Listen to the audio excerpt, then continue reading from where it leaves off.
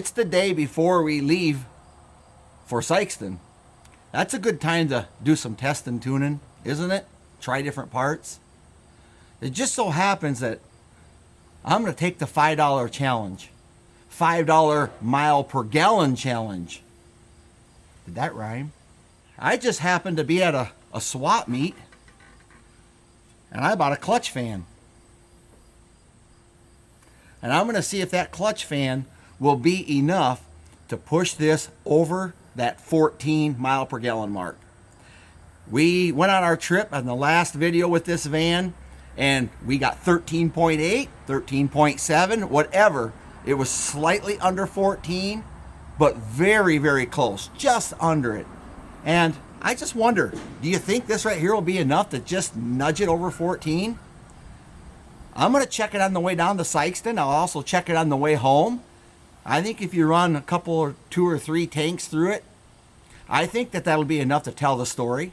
I call it the $5 challenge because I was at a swap meet and it was marked for $5. It's a 73.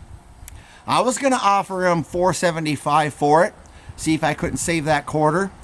But I didn't have 3 quarters in my pocket, so I went ahead and just ate that quarter and gave him a $5 bill for it.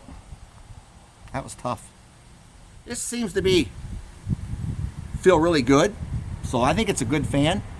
If it fits, we haven't checked the fitment, but if it fits and the shroud goes over it, we're going to see if we can't topple that 14. And never know, this just might be the bumper length I need to beat that Hoosier garage van. Probably not. I didn't think there was much of a tech tip here. I just loosened the 4 bolts. After I loosened the 4 bolts on the fan shroud, and I just pushed the fan shroud back and loosened these 4 bolts, and there's my old fan.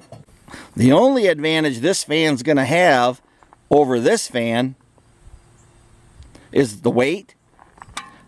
That feels... maybe I should go get a scale and weigh them. The scale's not going to lie to us. Here's the one that was on there with the bolts. 4.8 pounds. And we'll see what this one weighs with the bolts. 6. So we gained 1.2 pounds of fan. Is that a bad thing? But the idea of it is that clutch fan will start slipping and won't have to spin all that weight and whip it up there so fast. And y'all know how that works. When I go down the road and, you know. I also put a brand new alternator on it just because it felt like the right thing to do. So we're going to go ahead and put the camera down. I'm by myself right now, and I'm going to see if I can't slip that in there. Get that started. It's in there. There's no kidding around with this. With the hoses and these kind of Dubin Hobbrays on there. It was a knuckle scratcher.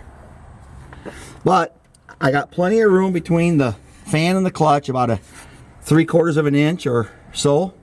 So now the question is will the shroud fit over it? Because this was 1/2 inch per side, maybe 1 inch longer. So let's see. Unfortunately, the fan shroud was scraping the ends of the blades. I could turn it by hand, but it was going to scrape.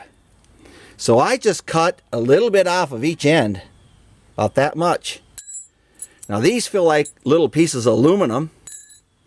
They're real light, so I wasn't too worried about, you know, if the absolute, you know, 1/4 of a gram off. It's back in there. A guy can only hope that it has plenty of clearance on the fan shroud now. We're about to find out.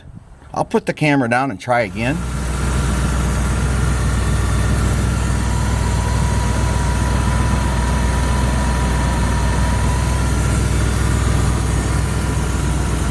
Well, so far so good.